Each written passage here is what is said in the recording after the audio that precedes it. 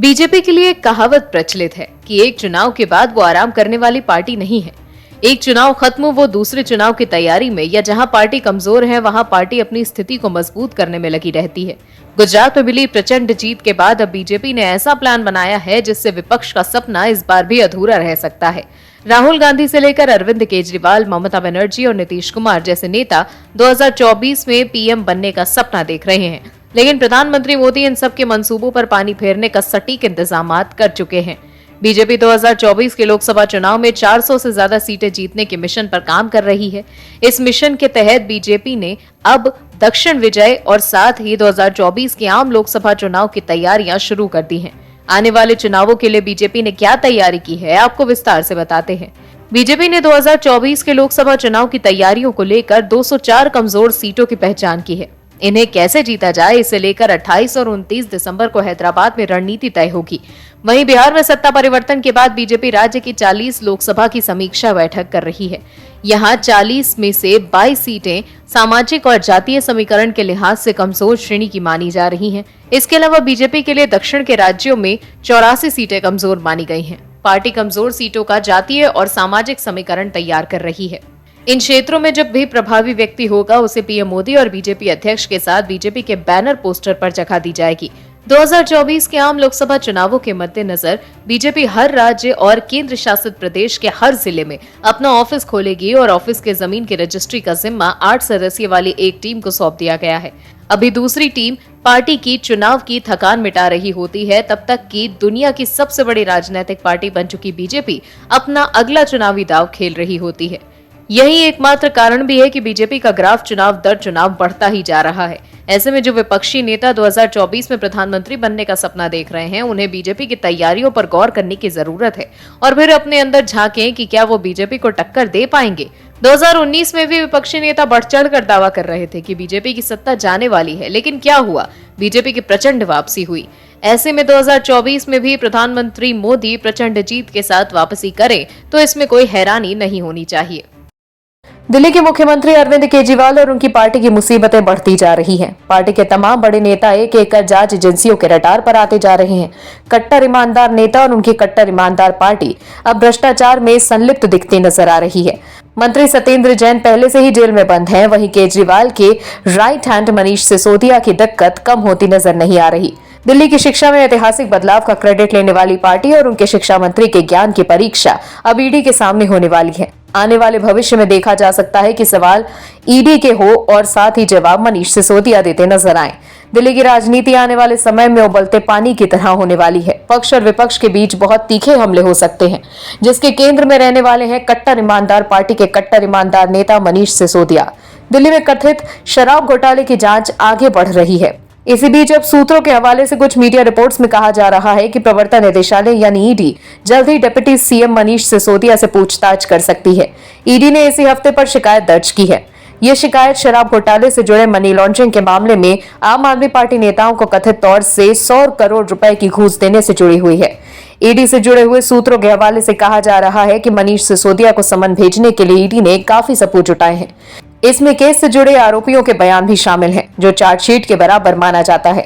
ED की तरफ से जो चार्जशीट दी गई है उसमें कई आरोपियों के बयान शामिल हैं। इन बयानों के जरिए दावा किया जा रहा है कि इस घोटाले में आम आदमी पार्टी के शीर्ष नेताओं को रिश्वत दी गई थी। ईडी के चार्जशीट में पार्टी के सांसद संजय सिंह का भी नाम है। चार्जशीट में कहा गया, संजय सिंह ने ही शराब घोटाले के आरोपी दिनेश अरोड़ा को चुनाव के लिए पैसे इकट्ठा करने के लिए कहा था। दिल्ली के मुख्यमंत्री ने जब राजनीति में कदम रखा था तो घूम घूम कर सभी पार्टियों के नेताओं पर करप्शन का आरोप लगाते थे। उनके खिलाफ कभी कोई फाइल या कभी कोई चिट्ठी मीडिया के सामने दिखाते और कहते, देखिए जी, इसमें उनकी काली करतूतों का कच्चा चिट्ठा है, समय आने पर हम दिखाएंगे। लेकिन अरविंद केजरीवाल ने तो ना कभी वो फाइल दिखाई और ना ही वो चिट्ठी, लेकिन उन्हीं के सुख दुख के साथी के खिलाफ अब चार्जशीट की फाइल तैयार हो गई है, जिसको ईडी छुपाएगी नहीं बल्कि कोर्ट में जरूर पेश करेगी। दूसरे से नैतिकता के आधार पर इस्तीफा मांगने वाले लोग अभी तक अपने पद पर जेल के भीतर और बाहर जमे हुए हैं। इसीलिए जनता को अब शक हो रहा है कि क्या कट्टर ईमानदार लोगों की करनी और कथनी में फर्क है। राहुल गांधी भारत जोड़ो यात्रा पर निकले हुए हैं। पता नहीं राहुल गांधी और कांग्रेस को कैसे लगता है कि भारत को जोड़ने की जरूरत है। वहीं राहुल के साथ इस यात्रा में टुकड़े टुकड़े गैंग के लोग भी शामिल होते जा रहे हैं। राहुल गांधी इस यात्रा के दौरान कह चुके हैं कि भारत की सेना चीन से पिट रही है। राहुल गांधी को भारतीय सेना पर भरोसा नहीं है, लेकिन टुकड़े टुकड़े गैंग पर पूरा भरोसा है। ऐसे में सवाल है कि क्या ये यात्रा भारत तोड़ो यात्रा नहीं लगती है। वहीं राहुल गांधी ने जब से अपनी यात्रा शुरू की है तब से उनके कई तस्वीरें सामने आई हैं, जिस पर काफी विवाद हुआ है। वहीं अब उनकी एक तस्वीर पर बीजेपी से लेकर आम लोग भी तंज कस रहे हैं। दरअसल कांग्रेस के ट्विटर हैंडल से एक तस्वीर साझा की गई है जिसमें राहुल गांधी तिलक लगाए नजर आ रहे हैं, जिसके बाद इस तस्वीर पर फिल्म मेकर अशोक पंडित ने चुटकी ली है। वहीं कुछ सोशल मीडिया यूजर्स ने भी कई तरह के कमेंट्स किए हैं। कांग्रेस ने राहुल गांधी की तस्वीर शेयर कर लिखा है, चेहरे का तेज और माथे का तिलक बता रहा है भारत जोड़ने का लक्ष्य किए एक तपस्वी आ रहा है। वहीं कांग्रेस द्वारा शेयर की गई तस्वीर फिल्म मेकर अशोक पंडित ने तंज कसते हुए कहा, इसे कहते हैं गलतफहमी का शिकार होना। वहीं बीजेपी के भी कई नेताओं ने राहुल गांधी की तस्वीर पर चुटकी ली। बीजेपी नेता रामसूरत रॉय ने कमेंट किया कि जरा गौर से देखिएगा, कलयुग है, कई पाखंडी भी तपस्वी के वेश में घूमते रहते हैं। कुछ लोग तो कोट के ऊपर जनेऊ भी पहन लेते हैं। जिसके दादा पारसी हो वो भी अपने आप को दत्तात्रेय गोत्र का बतलाता है, जबकि पारसी लोगों में गोत्र होता ही नहीं। कोई पर नाना को याद करता है पर दादा को नहीं। वहीं नीरज कुमार दुबे ने कांग्रेस को जवाब देते हुए लिखा, आप जिनको तपस्वी बता रहे हैं, सुना है वो क्रिसमस मनाने इटली जा रहे हैं। वहीं विक्रांत ने लिखा, कल यही तपस्वी अपनी तपस्या करने विदेश उड़ जाएगा। एक यूजर ने लिखा, रावण भी ऐसे ही तपस्वी के भेष में पर्णकुटी में आया था। वहीं योगेंद्र सिंह ने लिखा, आप कांग्रेस वाले उम्मीद लगाए रखो इस तपस्वी के तेज से। 70 साल में भारत की जनता तो पहचान चुकी है कि ये और इनके पीछे चलने वाले कितने तेजस्वी हैं। हमारी तो उम्मीद यही है कि कन्याकुमारी से चलता आ रहा ये तपस्वी कश्मीर होते हुए दूसरे पार चला जाए। वहीं प्रभात झा ने लिखा कि अब बस भी करो कांग्रेस वालों, चलो हमने मान लिया कि सोशल मीडिया की दुनिया में भारत के प्रधानमंत्री राहुल बाबा ही हैं। खत्म बात, अब और नहीं हंसा जा रहा हमसे। इसके अलावा भी कई और यूजर्स ने राहुल गांधी की इस तस्वीर पर कटाक्ष किया और कांग्रेस को निशाने पर लिया। एक कहावत कबीर की हम सब ने पढ़ी है, बुरा जो देखन मैं चला बुरा न मिलिया कोई, कि जब मैं दूसरों के अवगुण देखने चला, लेकिन जब मैंने अपने भीतर देखे तो मुझ में ही कई अवगुण मौजूद थे। और कहावत आपने तो सुनी ही होगी कि जब हम दूसरे पर उंगली उठाते हैं तो बाकी की 4 उंगलियां हमारी तरफ भी उठती हैं। आम आदमी पार्टी हमेशा से ये आरोप लगाती हुई आ रही है कि कलम पर पहरा है, टीवी सच दिखा नहीं पा रहा, इसीलिए विपक्ष और आम जनता की आवाज दब जाती है। सरकार की खामियां चैनल और अखबार दिखा नहीं पा रहे हैं, वो डरे हुए हैं। ये सब आरोप आम आदमी पार्टी भाजपा रीत सरकारों पर लगाती आ रही है, लेकिन अब यही आरोप देश के सबसे कट्टर, ईमानदार और लोकतांत्रिक पार्टी पर लग रहे हैं। क्या है पूरा किस्सा, चलिए आपको बताते हैं। पंजाब में आम आदमी पार्टी की सरकार पर प्रेस की आजादी छीनने के आरोप लगे हैं। भारतीय जनता पार्टी और शिरोमणि अकाली दल के नेताओं ने राज्य में प्रेस की आवाज को दबाने के लिए आम आदमी पार्टी सरकार पर निशाना साधा है। साथ ही राज्यपाल से मामले पर ध्यान देने की अपील की गई है। विपक्षी दलों ने सरकार की आलोचना करने वाले प्रिंट और ब्रॉडकास्ट मीडिया के विज्ञापन रोकने और पक्षपात के आरोप लगाए हैं। पंजाब के राज्यपाल को लिखे पत्र में भाजपा नेता सुनील जाखड़ ने ये कहा है कि पंजाब सरकार की बात नहीं मानने वाले प्रेस और मीडिया संस्थानों को दंडित किया जा रहा है। इसके अलावा उन्होंने प्रिंट मीडिया के मौजूदा हाल का भी जिक्र किया है। उन्होंने कहा कि इसका एक और गंभीर पहलू है इसकी टाइमिंग, क्योंकि पारंपरिक मीडिया पहले ही ऑनलाइन मीडिया इंडस्ट्री के बढ़ने से मुश्किलों का सामना कर रहा है। आर्थिक कमजोरी की स्थिति का फायदा उठाकर मीडिया को सरकार के आगे झुकने के लिए कहा जा रहा है। एसीडी प्रमुख सुखबीर सिंह बादल का कहना है कि इनकी बात नहीं मानने वाले अखबारों, चैनल और वेब पोर्टल्स के विज्ञापन रोकने को लोकतंत्र का उल्लंघन बताया है। उन्होंने कहा कि ये सभी आदेश दिल्ली से आते हैं क्योंकि भगवंत मान और उनकी सरकार केवल प्रॉक्सी है और केजरीवाल और उनके सूबेदार राघव चड्ढा के रबर स्टॉम्प है। कांग्रेस नेता और नेता प्रतिपक्ष प्रताप सिंह बाजवा ने भी विज्ञापन रोकने को लेकर आम आदमी पार्टी सरकार को घेरा है। उन्होंने कहा कि विज्ञापन वापस लेकर मान और केजरीवाल को प्रेस की आवाज रोकने का कोई अधिकार नहीं है।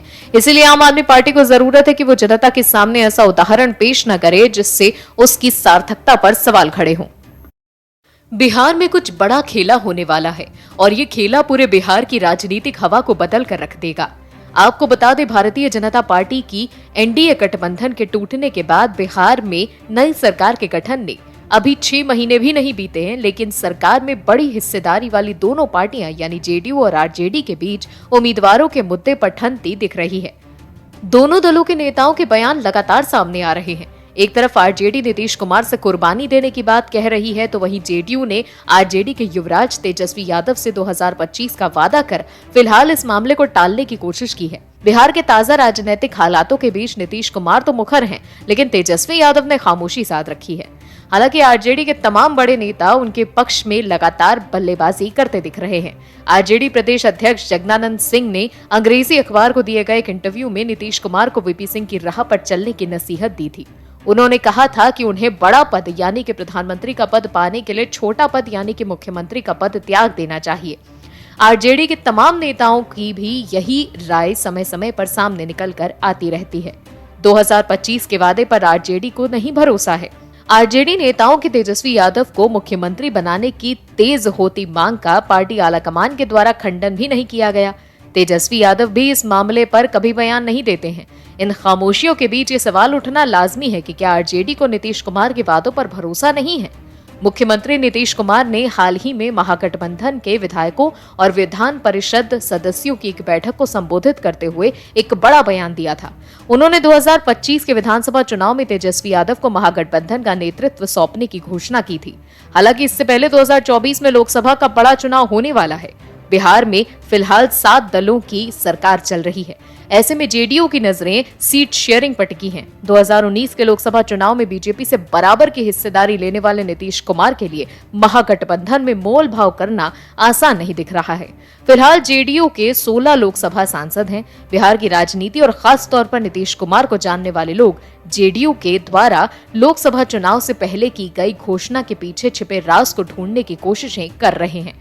बिहार के सियासी गलियारों में लोग इसे 2024 के लोकसभा चुनाव को लेकर होने वाली सीट शेयरिंग से पहले आरजेडी के तेवर को कम करने की कोशिशों के तौर पर देखते हैं।